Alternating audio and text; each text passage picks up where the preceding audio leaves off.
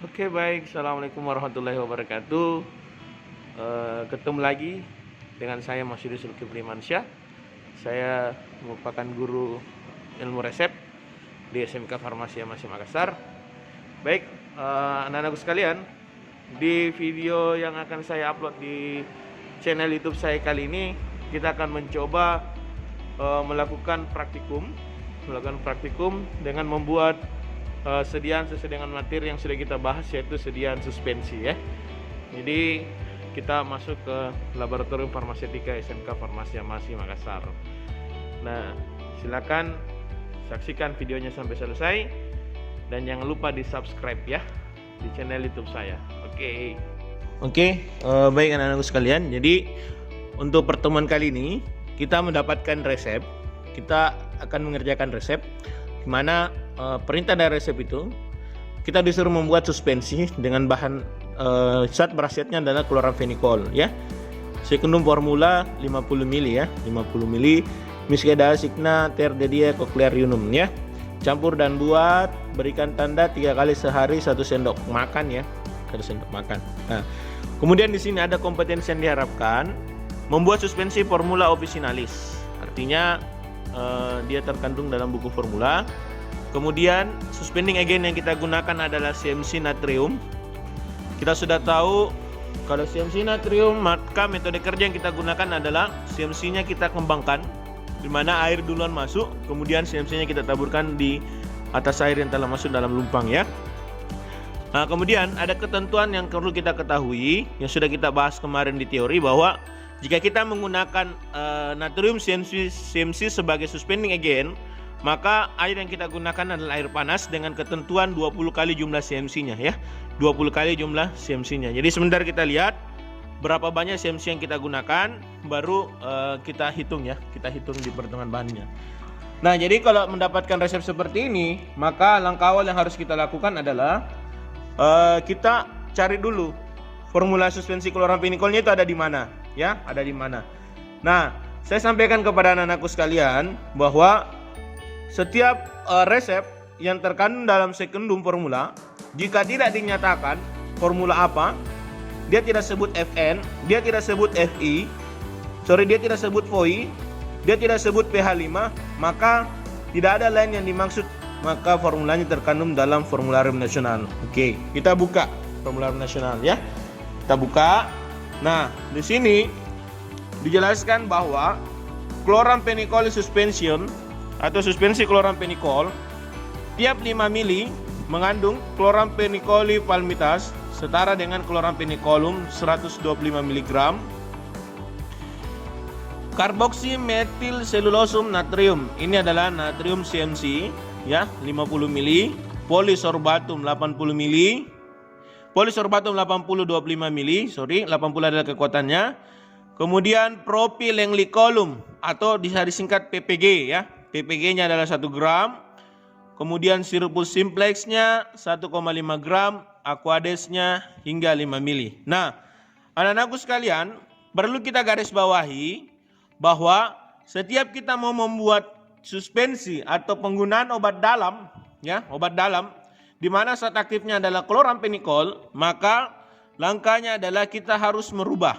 Kita harus merubah kloramfenikol palmitat, ya, kita harus merubah kloramfenikol base, ya, kloramfenikol base menjadi kloramfenikol palmitat. Kenapa kita harus rubah? Karena kloramfenikol base itu rasanya sangat pahit, ya, rasanya sangat pahit, sehingga kita harus merubahnya menjadi kloramfenikol palmitat, ya. Kita harus rubah menjadi kloramfenikol palmitat. Di mana di FN sudah diberikan ketentuan bahwa 1,74 gram kloramfenikol palmitat itu setara dengan lebih kurang 1 gram kloramfenikol base. Jadi kalau kita ambil di dalam resepnya itu yang dibutuhkan kloramfenikolnya, kloramfenikol berarti yang dimaksud adalah kloramfenikol base sebanyak 1 gram, maka yang kita ambil adalah kloramfenikol palmitat, ya. Jadi kloramfenikol palmitat kita ambil sebanyak 1,74. Jadi 1 gram kloramfenikol base sama dengan 1,74 kloramfenikol palmitat. Kenapa kita rubah? Karena base rasanya sangat pahit, sedangkan untuk obat dalam susah. Ya, setengah mati orang minum kalau obat yang sangat pahit. Walaupun dikasihkan CCO, Corrigens, itu masih belum menutupi rasanya. Makanya kita rubah dia, kita ubah sama golongannya chloramphenicol, tapi jenisnya kita ambil yang jenisnya palmitat ya. Oke, saya akan menjelaskan lebih lanjut tentang bagaimana cara pembuatannya. Oke, anak-anakku sekalian, jadi sekarang kita mau membuat perhitungan bahan ya. Kita mau buat perhitungan bahan di mana tadi kita buat larutannya adalah untuk 50 mili ya. Untuk 50 mili ya. Jadi kita tuliskan semua dulu bahan-bahan apa yang terkandung dalam formulanya. Jadi pertama chloramphenicol,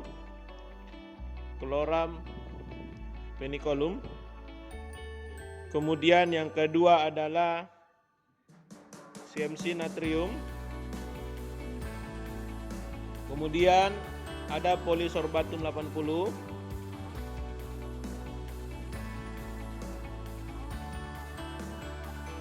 kemudian yang keempat ada propylenglycol atau PPG ya, PPG.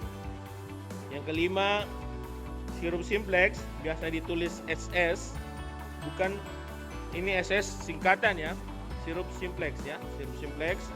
Kemudian ada lagi aquades ya, ada aquades ya. Nah, kita mau hitung. Jadi kita lihat formulanya tadi, kita ingat kembali bahwa di dalam formularium nasional itu dinyatakan komposisi dari suspensi chloramphenicol adalah tiap 5 mili mengandung ini semua ya, mengandung ini semua. Nah, yang jadi masalah itu adalah tiap 5 mili. Jadi kita mau membuatnya dalam volume yang 50 mili. Maka langkah awalnya adalah kita hitung 50 per 5, kita kalikan dengan bagian-bagiannya ya. Kita lihat bagiannya chloramphenicol adalah 12,5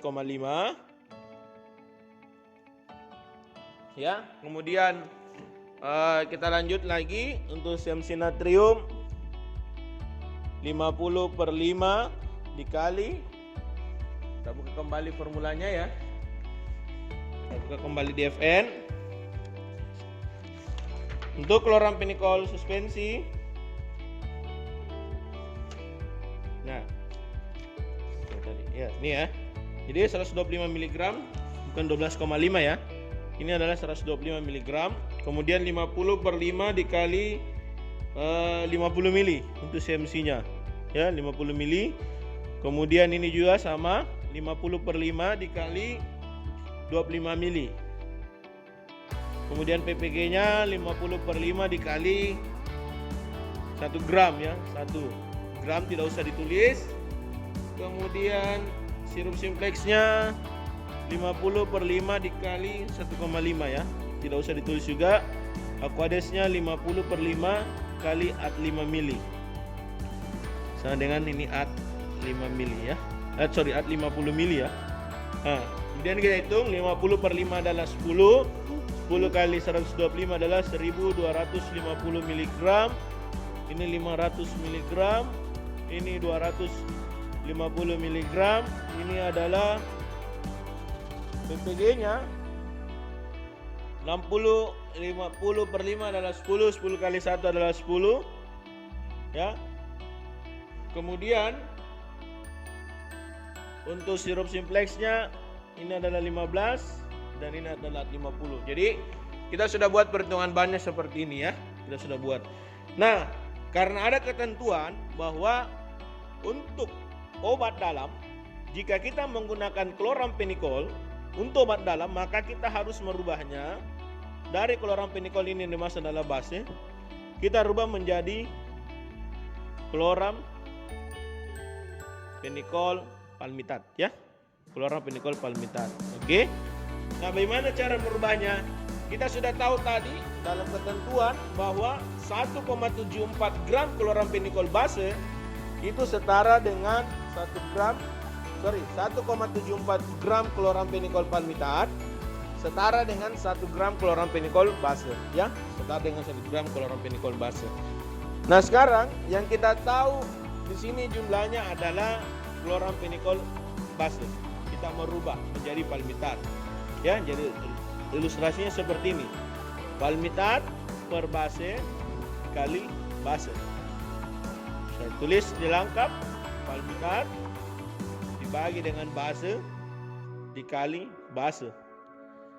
Basenya habis, mati. Berarti yang hidup adalah palmitat yang kita cari. Palmitatnya berapa? 1,74 dibagi 1. Ya, perbandingannya ini tadi 1,74 setara dengan 1 dikali 1250 mg. Ya. Jadi kita tuliskan di sini 1,74 per 1 dikali 1250 mg. Oke. Jelas ya? Nanti anak-anakku sekalian silakan hitung hasilnya berapa.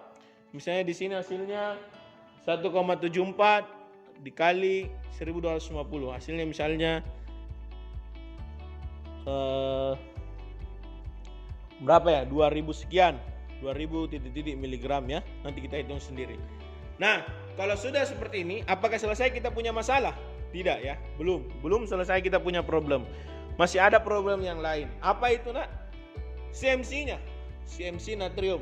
Karena kita perlu garis bawahi bahwa setiap kita menggunakan suspending agent, bahan pensuspensi adalah natrium karboksimetil selulosa atau CMC, maka kita harus tahu berapa mililiter air yang kita gunakan, ya, berapa mililiter air yang kita gunakan. Jadi sebenarnya Aquades ini agak turun ke bawah dan dia jadi 7, ya. Sini adalah Aquades sebenarnya, ya, sama dengan AD 50 mili karena AD selalu paling bawah. Nah ini kita rubah menjadi air untuk CMC dalam kurung air panas. Ya, air panas ya. Air untuk CMC adalah air panas. Berapa kalinya nak? 20 kali dari jumlah CMC. 20 kali dari jumlah CMC. Jadi di sini CMC-nya adalah 0,5. Jadi sama dengan 20 kali 0,5 sama dengan 10 ml. Ya. Jadi CMC kita kembangkan dengan air sebanyak 10 ml. Ya. Itulah perhitungan bahannya. Semoga anak-anakku sekalian sudah bisa pahami bahwa setiap kita membuat suspensi chloramphenicol seperti ini perhitungan bahannya ya. Seperti ini perhitungan bahannya. Oke. Mantap.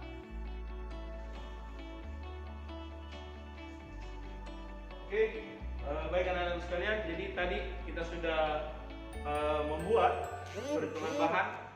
Kita sudah lihat formulanya bagaimana, apa saja kandungannya. Kita sudah mengkonversi kandungannya ya. Dimana kita tadi ada ketentuan bahwa kalau untuk obat dalam kita tidak bisa menggunakan chloramphenicol base, kita harus merubahnya menjadi chloramphenicol palmitat. Itu juga sudah kita lakukan ya. Kita juga sudah menghitung jumlah air panas yang digunakan atau yang kita butuhkan untuk mengerjakan suspensi ini ya. Dan kita menggunakan CMC sebagai spinning agent ya. Nah, ingat langkah awal adalah silakan isi dulu, cek dulu apa yang ada di laci kita, alatnya gimana, kondisinya bersih atau pecah dan lain sebagainya. Setelah itu jangan lupa untuk selalu melap ya. Kita lap semua alat-alat yang di depan kita ya, karena sesungguhnya kalau meja kita bersih, kondisi meja kita bersih, maka kita juga nyaman dalam bekerja ya. Kita juga nyaman dalam bekerja. Setelah itu jangan lupa kita alasi ya, alasi. Nah, kalau meja kita sudah seperti ini, artinya kita sudah siap untuk bekerja. Kita sudah siap untuk bekerja. Nah, setelah siap semua ini, langkah yang kita lakukan adalah langkah awal yang kita lakukan setiap membuat larutan. Setiap membuat larutan adalah kita kan pasti menggunakan botol. Kita menggunakan botol. Jadi kalau kita menggunakan botol, karena kita di sini tadi formulanya dia mencantumkan dalam volume mili, dalam satuan volume ya, mililiter. Kemudian Aquadesnya adalah AD hingga. Artinya nanti terakhir setelah semua bahan masuk ke dalam sini, ke dalam botol ini, kita akan mencukupkan sesuai dengan perintahnya. Kita tadi membuat 50 mili. Nah, yang jadi masalah tidak ada tanda di sini sampai di mana itu 50 mili. Itu yang jadi masalah. Makanya setiap kita masuk ke dalam lab resep, kita mau buat obat dan obatnya dalam bentuk larutan, langkah awalnya kita lakukan kalibrasi.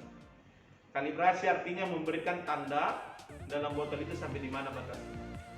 Nah, untuk mengkalibrasi kita butuhkan namanya label, ya, kita butuhkan namanya label. Oke. Jadi kita ambil gelas ukur. Kita ambil gelas ukur 100 ml karena kita mau buat tadi 50 ml. Kita isikan air. Cukup kita menggunakan air keran sampai 50 ml ya. Kita isikan sampai di 50 ml ya. Oke, saya ambil dulu airnya.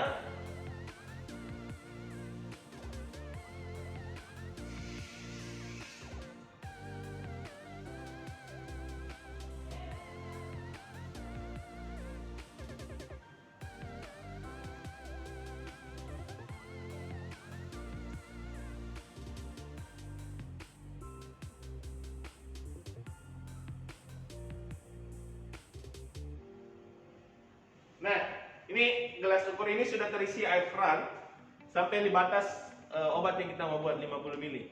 Jadi kalau kita mau melihat apakah dia sudah sampai di batas volume yang kita butuhkan, kita harus lihatnya dia tegak lurus ya.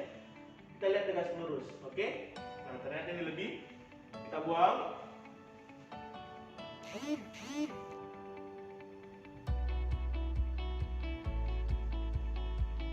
Kita harus melihatnya tegak lurus seperti ini ya. Nah, ini sudah pas. Nah, perlu anak-anakku sekalian ketahui bahwa kalau kita melakukan kalibrasi atau mengukur suatu larutan, ada dua ya, ada dua jenis larutan, larutan berwarna dengan larutan tidak berwarna. Kalau larutan tidak berwarna, bening seperti ini, maka yang dilihat adalah batas bawah, cekungan bawah. Ini kurang jelas pasti kalau di video ya. Yang kita lihat adalah cekungan bawahnya. Ini ya, cekungan bawah. Dia kayak dua susun begitu. Kita lihat adalah cekungan bawah ya, cekungan bawah. Bedanya kalau dia lakukan yang berwarna, itu dia tidak ada cekungan bawahnya. Kita pakai cekungan atas saja. Kita pakaikan saja cekungan atas. Ini lakukan berwarna. Dia tidak mempunyai cekungan bawah. Dia rata. Batasnya dia rata ya. Dia rata. Kalau tadi tidak berwarna ada cekungan bawahnya ya. Jadi tolong dibedakan kapan kita mau mengukur larutan berwarna dan tidak berwarna. Nanti kalau masuk ke lab saya akan jelaskan secara langsung ya. Misalnya di video ya. Sekalian dari video kurang jelas. Nah, jadi ini air ini adalah untuk volume 50 ml. Kita masukkan ke dalam botol. Jadi ini cara kalibrasi. Jadi air ini yang 50 ml ini yang di gelas gelas ukur kita masukkan ke dalam botol. Nah, ini 50 ml. Langkah selanjutnya kita tandai. Bagaimana caranya? Digores, tidak usah. Kita pakai label. Kemudian labelnya kita garisi terlebih dahulu. Kita berikan garis ya. Jadi label ini label kita berikan garis seperti ini. Kemudian kita cabut. Baru kita taruhkan label itu, garis ini, garis yang sudah kita garisi tadi, kita letakkan di botol, sejajarkan dengan batas bawah. Tapi letakannya harus juga seperti ini. Kita lurus, karena kita mau melihat volume, kita harus juga lurus.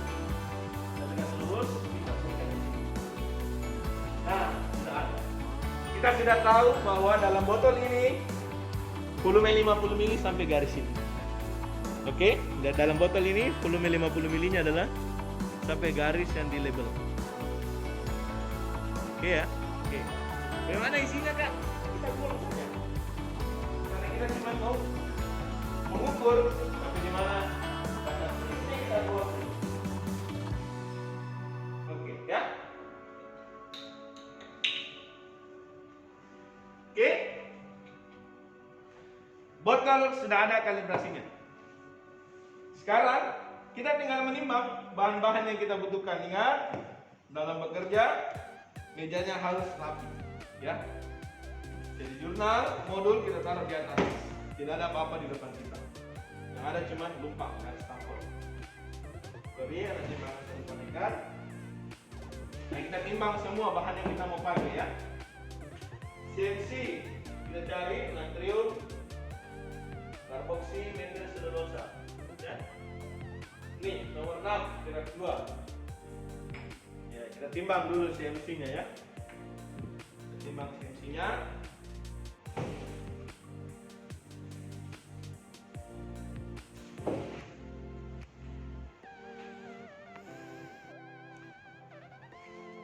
Oke, jadi saya sudah menimbang CMC. CMC-nya sudah saya timbang sesuai dengan perhitungan bahan yang tadi. Nah, langkah awalnya CMC ini akan saya masukkan ke dalam lumpang karena dia adalah suspending agent.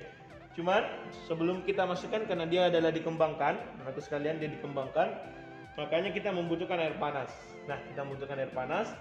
Sesuai dengan perhitungan tadi kita butuhkan air panasnya adalah 10 mili. Nah, 10 mili di dalam sini tidak ada 10 mili. Jadi langkahnya adalah kita kalibrasi lagi seperti tadi. Kita kalibrasi ya, kita kalibrasi 10 mili.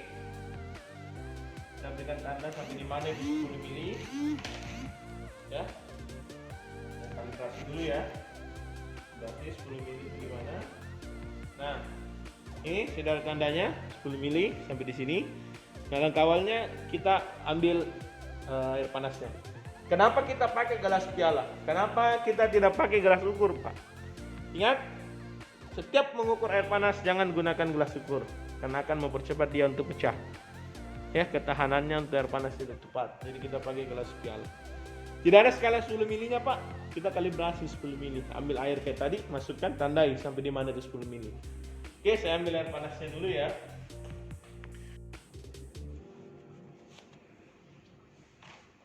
Kita kembalikan dulu juga botol CMC ya. Nah, kita lihat, ini CMC-nya sudah ada. Ini air panasnya sejumlah 20 kali dari jumlah CMC. Nah, kalau kita gunakan CMC, maka yang pertama adalah kita masukkan dulu air panasnya. Kita masukkan air panasnya ke dalam lubang. Kemudian CMC-nya kita taburkan di atasnya ya. Kita taburkan. Ya, setelah itu baru kita gerus ya. Sampai dia terbentuk mucilago. Ya. Jadi anak-anakku sekalian perlu ketahui bahwa yang dimaksud dengan mucilago itu adalah lendir ya. Kayak begini mucilagonya ya. Ya, mucilago. Ini sudah terbentuk mucilago ya. Kemudian nanti kita korek ya. Kita korek ya. Ini sudah terbentuk, ini namanya mucilago ya. Tinggal kita tambahkan bahan-bahan yang lain.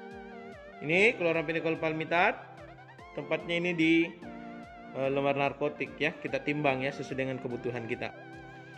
Oke, kita lanjut. Tadi saya sudah menimbang. Jadi ini adalah CMC dengan air panasnya. Dia terbentuk mucilago. Sudah terbentuk mucilago, kita masukkan kloramphenicol palmitatnya ya. Sudah kita timbang tadi. Sedikit demi sedikit ya. Kita masukkan sedikit demi sedikit sampai kita gerus ya. Supaya dia tersuspensi. Oke ya. Kita masukkan sedikit demi sedikit kloramphenicol palmitat ya. Ini sudah kita buat ya.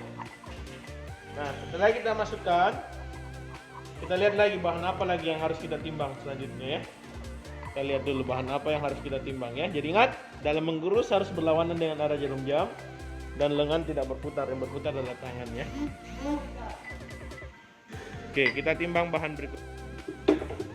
Oke, bahan selanjutnya yang kita masukkan adalah propylenglikol ya. Kita masukkan sedikit demi sedikit sampai kita gerus ya. Ini sudah timbang tadi. Kita gerus supaya suspensinya tidak pecah ya.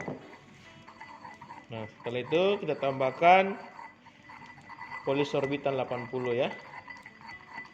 Tambahkan polisorbitan 80 mili ya. Ini polisorbitannya juga tadi saya sudah timbang. Kita tambahkan ya.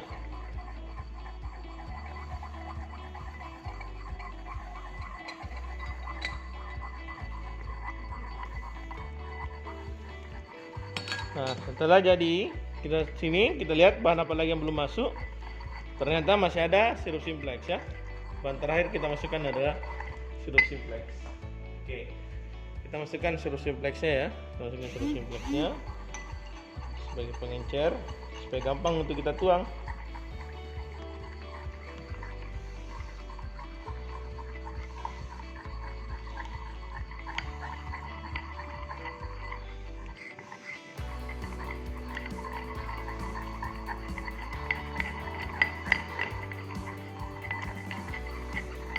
Nah, jadilah semua bahan sudah masuk ke dalam lumpang.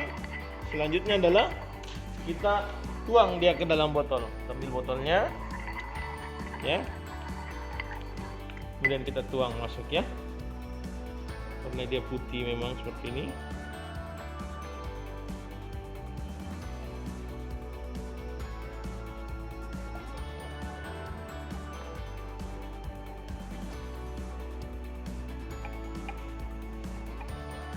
Nah, ini sudah masuk dalam botol. Apakah volumenya sampai? Tidak ya. Volumenya masih jauh dari garis. Jadi itulah tadi gunanya, nak. Ada aquades sebagai pencukup. Jadi kita masukkan aquades. Cara masukkannya juga pelan-pelan ya. Saya tidak merekomendasikan untuk dimasukkan dengan cara begini. Nah, kalau sudah dekat begitu, kita harus pakai pipet. Kita tuang ke gelas ini, kemudian kita pipet masuk sampai ke batas garis. Ya. Kita tuang. Kenapa kita tidak pakai botol semprot langsung? Jangan sampai kita nyemprot terlalu berlebih. Kapan berlebih? Nah, fatal, tidak bisa lagi dikurangi. Makanya kalau sudah menghampiri garis, kita tetes dia sampai garis ya.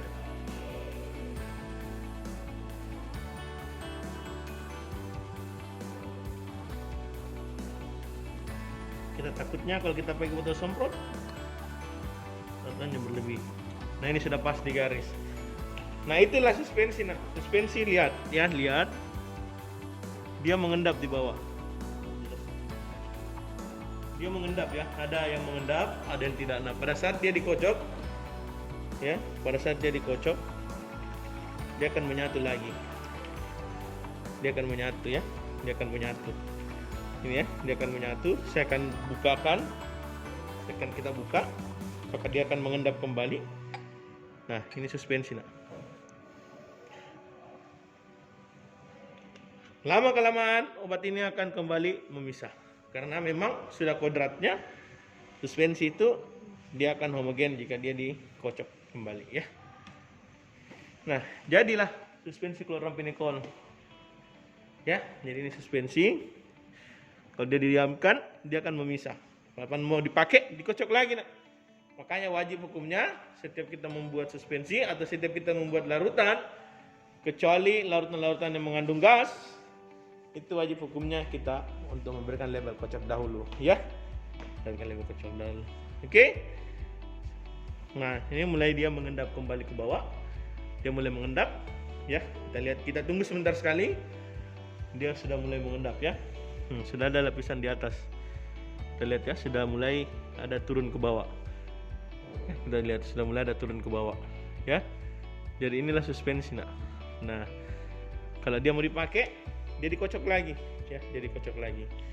Selesai sampai di sini, kita masukkan ya, karena ini cuma contoh. Masih dia homogen ya. Nah, kita kocok lagi, dia akan homogen lagi nih. Kita kocok lagi, dia akan homogen kembali ya. Nah, kita berikan etiket. Ingat, kalau memberikan etiket, dia di depan, ini di belakang. Label kalibrasi ini di belakang, bahkan dia bisa juga dibuka ya. Yang penting kita sudah tahu batas tandanya sampai di mana. Oke. Demikian mungkin video kali ini, semoga bermanfaat untuk anda sekalian. Saya akan memberikan tugas. Tugas saya adalah yang pertama, saya mau anak-anakku buat perhitungan untuk membuat suspensi kloramfenikol dalam atau untuk volume 60 mili. Buatkan saya perhitungan bahannya. Kemudian kedua, buatkan cara kerja dari rangkuman yang saya buat dalam video tadi. Ditimbang apa, dimasukkan apa dan sebagainya ya. Silakan dikerjakan tugasnya. Dikumpulkan nanti di pertemuan hari Rabu. Terima kasih, semoga bermanfaat. Oke, bye. Assalamualaikum warahmatullahi wabarakatuh.